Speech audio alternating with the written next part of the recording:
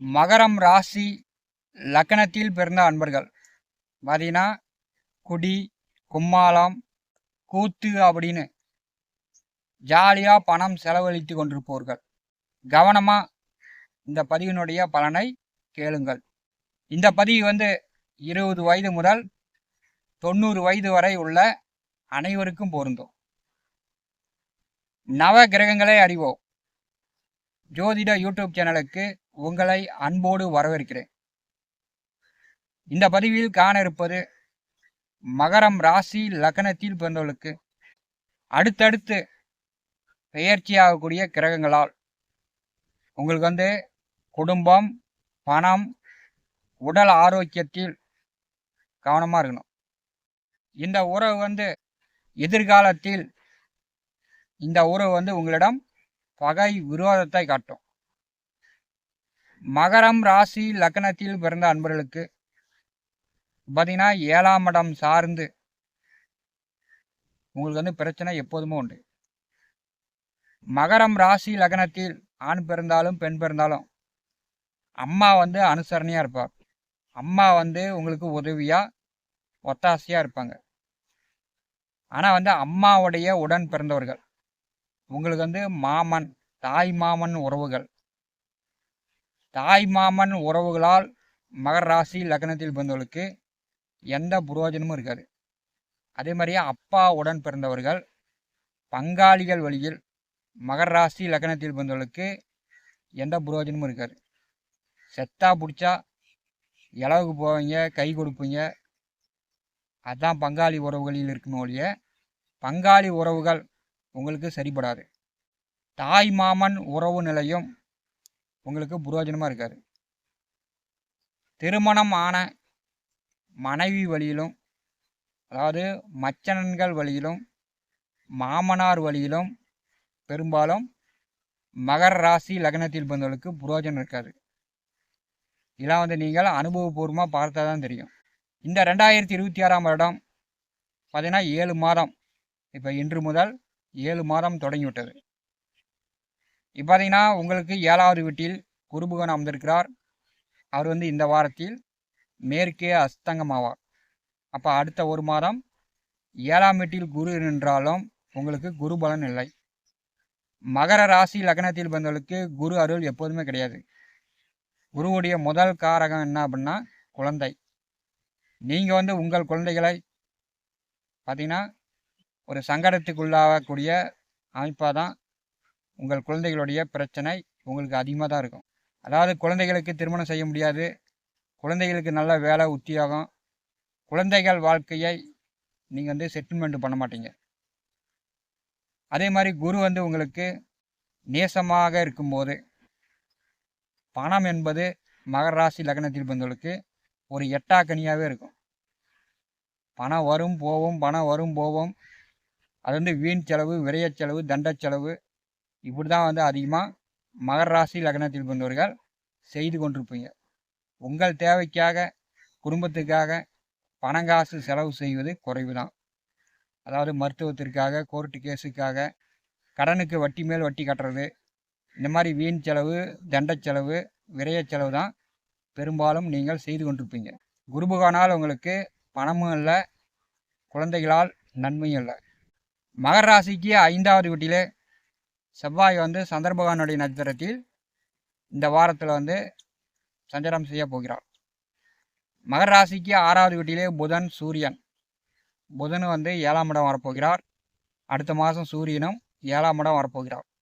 இந்த ஆண்டு ஒரு 7 மாதத்திற்கு மகர ராசிக்கு 7வது வீட்டிலே செவ்வாய் நேச நிலையில் சஞ்சாரம் செய்வார். மகர ராசிக்கு இன்னொரு 4 மாதத்தில் பார்த்தீங்கன்னா ஜென்ம ராசியில் ராகுவும் 7ஆம் வீட்டில் கேதுவும் வரப்போகிறார்கள். அப்போ மகர ராசி நண்பர்கள் கண்டிப்பாக குடும்பம், பணம், உங்களுடைய உடல் நிலையில் நீங்கள் மிகுந்த கவனம் எடுத்துக்கொள்ளணும். இப்போ 2வது வீட்டிலே ராகு இருக்கும்போது பெரும்பாலானவர்கள் தண்ட செலவு தான் பண்ணிகிட்டு இருப்பீங்க. வைத்தியத்துக்கோ அல்லது கடனுக்கோ. 2ஆம் வீட்டில் ராகு இருக்கும்போது சிலர் மது, மங்கை, போதை, இந்த மாதிரி கெட்ட பழக்க வழக்கங்களுக்கும் நண்பர்களோடு சேர்ந்துக்கிட்டு ஜாலியாக என்ஜாய் பண்ணிக்கிட்டு இருக்கக்கூடியவர்களும் பெரும்பாலும் உண்டு. 2வது வீட்டில் ராகு இருக்கும்போது நீங்கள் வந்து கண்டிப்பாக பணத்தை வந்து அனாவசியமாக செலவு பண்ணாதீங்க. இன்னொரு 4 மாதத்தில் உங்களுக்கு கிரகங்கள் வந்து முழுமையாக மாறப்போகிறது. உங்களுக்கு வந்து பணமே கையில் இருக்காது. பணத்திற்கு திண்டாடக்கூடிய சூழ்நிலை ஏற்படும். அப்புறமேட்டு குடும்பத்தில் வந்து ஒற்றுமையே இருக்காது. குடும்பத்தில் வந்து நிம்மதியே இல்லை, சாப்பாட்டுக்கு கூட வழி இல்லாத ஒரு சூழ்நிலை வந்து ஏற்படுத்திடும். முன்னாடி இருந்த காலம் மாதிரி இப்போ இல்லை. ரேஷன் அரிசி இலவசமாக வருது. எப்படியும் வந்து சாப்பாட்டுக்கு வழி இருக்கும், செலவுக்கு தான் பணம் இருக்காது. இப்போ வந்து ஜாம் கும்னு குடியும் கும்மாளமாக நீங்கள் வந்து இருந்தீங்கன்னா அடுத்தடுத்து வரக்கூடிய மாதங்களில் உங்களுக்கு அப்படியே இப்போ இருக்கின்ற நிலை அப்படியே மாறும். குருபலன் இருக்கும், ஆனால் வந்து கை செலவுக்கு பணம் இருக்காது. குரு வந்து 7வது வீட்டிலே 5 மாதம் வக்கரகதியில் செல்வார். குருபகவான் வந்து இன்னொரு 2 மாதத்தில் 8ஆம் இடம் செல்வார். குரு பயிற்சியும் இருக்குது, ராகுகேது பயிற்சியும் இருக்குது, செவ்வாய் பயிற்சியும் இருக்குது. இந்த கிரக பயிற்சியெல்லாம் உங்களுக்கு வந்து ஒரு திண்டாட்டத்தை, ஒரு பிரச்சனையை உண்டாகக்கூடிய அமைப்பு மகர ராசி என்பதற்கு இந்த எதிர்காலத்தில் உண்டு. உங்களுக்கு வந்து 7ஆம் இடம் கெடும்போது இந்த உறவு வந்து உங்களுக்கு பகை விரோதம் ஆகும். எந்த உறவு பகை விரோதம் ஆகும் அப்படின்னா, 7ஆம் வீட்டிலே குரு வக்கரகதியில் வரும்போது, கேது வரும்போது, செவ்வாய் நேசம் பெறும்போது, மாம மச்சனன்கள் உறவுகளிடம் மகர ராசி லக்னத்தில் பிறந்தவர்களுக்கு கடுமையான பகை விரோதம் வரும். உங்களை கொண்டு போய் இதே ஒரு சிக்கலில் பிரச்சனையில் மாமன் மச்சனன்கள் மாட்டி விடக்கூடிய அமைப்பு உண்டு. 7ஆம் வீட்டிலே கேது குரு செவ்வாய் இப்படி முக்கூட்டு கிரகம் ஒரு 7 மாத காலம் சஞ்சாரம் செய்யும். இந்த 2026ஆம் வருஷம் உங்களுக்கு வந்து குருபலன் இருந்தும் பிரச்சனை தான் அப்படின்ற மாதிரி தான் இருக்கும். நண்பர்கள் வழியில், கூட்டாளிகள் வழியில் மகர ராசி நண்பர்கள், எனக்கு வந்து ஏகப்பட்ட நண்பர்கள் இருக்கிறாங்க, எனக்கு வந்து நண்பர்கள் உயிரியே கொடுப்பாங்க அப்படின்லாம் நீங்கள் நினச்சிக்கிட்டு இருக்காதீங்க. உங்களுக்கு கஷ்டம் அப்படின்னா ஒரு நண்பர்கள் கூட உங்கள் கூட நிற்க மாட்டாங்க. 7வது வீட்டிலே செவ்வாய் குரு கேது முக்கூட்டு கிரகங்கள் வரும்போது நண்பர்கள் மத்தியில், கூட்டாளிகள் மத்தியில் அவங்களிடம் உங்களுக்கு பகை விரோதம் வரலாம். வரும், வராதுன்னு சொல்ல முடியாது. செவ்வாய் நீசமாக 7ஆம் இடம் வரும்போது மகர ராசி என்பதற்கு சொத்து பத்திரங்கள் சார்ந்த வீடு மனை நிலம் சொத்துக்கள் சார்ந்த பிரச்சனைகளை கொண்டு வந்து விடலாம்.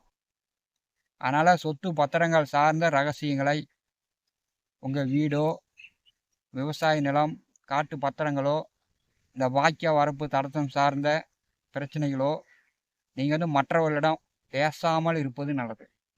ஒரு டீ வாங்கி கொடுக்குறாப்படி, ஒரு கட்டிங் வாங்கி கொடுக்குறாப்படி அப்படின்னு உங்கள் நண்பரிடம் ஒரு நாள் பழகினா உடனே உங்கள் குடும்ப ரகசியங்களை அப்படியே வெளியில் சொல்லிடாதீங்க. ஏன்னா உங்களுக்கு 2ஆம் வீட்டில் ராகு நிற்கிறார். 2ஆம் அதிபதி சனி தான். ராசி அதிபதியும் சனி, 2ஆம் அதிபதியும் சனி தான். மகர ராசி லக்னத்தில் வந்தவர்கள் உங்கள் குடும்ப உள் விவகார ரகசியங்களை எக்காலத்திலும் வெளியில் நீங்கள் பேசவே கூடாது. அதுதான் உங்களுக்கு வந்து பெரிய பிரச்சனையாக வரும். 20 வயதில் இருப்பவர்களுக்கு என்னன்னு தெரியாது. உங்களுக்கு வயது ஆக ஆக தான் தெரியும் என்ன பிரச்சனை வருது, எப்படி உங்களுடைய வாழ்க்கையில் மாமன்களிடம் எப்படி இருக்குது, மச்சனன்களிடம் எப்படி இருக்குது, இவங்களால் எப்படி பகை விரோதம் வந்துச்சு அப்படின்னு வந்து உங்களுக்கு வயசு ஆக ஆக நீங்கள் வந்து சின்ன பழத்தனமாக நடந்துக்குவீங்க. மகர ராசி மகர லக்னத்தில் வந்தவர்களுக்கு வயது ஆக ஆக கடைசி காலம் பார்த்திங்கன்னா உங்களுக்கு புதன் திசை வந்துடும். புதன் திசை வரும்போது புத்தி பேதளித்து விடும். அதாவது அறிவாளியாக இருந்தாலும் புத்திசாலியாக இருந்தாலும் உங்களுக்கு வந்து அறிவு என்பது குறைவு. ஏன்னா மகர ராசியில் குரு நேசம். அடுத்தடுத்து மாறக்கூடிய கிரகங்களுடைய பெயர்ச்சியால் மகர ராசி லக்னத்தில் வந்தவர்களுக்கு ஒரு சங்கடங்கள் தரக்கூடிய அமைப்பாக தான் இருக்கிறது. இதை வந்து எதிர்காலத்தை புரிந்து அறிந்து நடந்து கொள்ளுங்க. ஜாம்னு செலவு பண்ணி கொண்டிருப்பவர்கள் அந்த செலவுகளை எல்லாம் குறைத்து கொள்ளுங்க. பணத்தை வந்து சேமித்து கொள்ளுங்க. அடுத்தது கஷ்டப்படும் போது அந்த பணம் வந்து உங்கள் செலவுக்கு உதவும். 80 வயதிற்கு மேற்பட்டவர்கள் சின்ன பிள்ளைங்களுக்கு அடுத்த தலைமுறைக்கு நல்ல புத்திமதியை சொல்லுங்கள். சாபம் விட்டு உருப்பிடாமல் போ, நாசமாக போ அப்படின்னு. வயது ஆக ஆக மகர ராசி லக்னத்தில் பிறந்தவர்கள் சாபம் விட்டு அடுத்த தலைமுறையும் வளராமல் கெடுப்பதில் முதன்மையானது மகர லக்னம். இதை வந்து நீங்கள் வந்து நல்லாருன்னு வாழ்த்தாமல் இருந்தாலும் பரவாயில்ல, மற்றவர்களை சாபம் விடாமல் நீங்கள் வந்து பார்த்துங்க. எதிர்வரக்கூடிய மாதம் நாட்களில் கிரகங்களுடைய சஞ்சார நிலைகள் மகர ராசி லக்னத்தில் பிறந்தவர்களுக்கு ஒரு சாதகமில்லாத அமைப்பாக தான் வரும். அதனால் வந்து குறிப்பாக வந்து பணத்தை சேமித்து கொள்ளுங்கள். குடும்ப உறவுகள் ஒற்றுமையை மேம்படுத்தி கொள்ளுங்கள். வெளியில் வந்து நண்பர் உதவுவார், மாமன் மச்சனன் உதவுவார் அப்படின்னு நினைக்காதீங்க. உங்களுக்கு எக்காலத்திலும் தாய் மாமன் உறவு, மச்சனன்கள் உறவு உங்களுக்கு வந்து பிரயோஜனம் இருக்காது. இதை வந்து மகர ராசி லக்ன நண்பர்கள் புரிந்து அறிந்து செயல்படுங்க. இந்த வீடியோவை பற்றி உங்களுடைய கருத்துக்களை நம்முடைய கமெண்ட் பாக்ஸில் பதிவிடுங்க. நவ கிரகங்களை அறிவோம் நம்முடைய ஜோதிட யூடியூப் சேனலை பார்த்து கொண்டிருக்கக்கூடிய அன்பர்கள், இதுவரை சப்ஸ்கிரைப் செய்யாத அன்பர்கள் மறக்காமல் சப்ஸ்கிரைப் செய்து கூட இருக்கின்ற ஆல் பட்டன் அழுத்திங்க. நம்முடைய சேனலில் பார்த்தீங்கன்னா தினந்தோறும் ஜோதிட பலன்கள் பதிவிடப்படும். பார்த்து பயன்படுங்கள். நன்றி, வணக்கம்.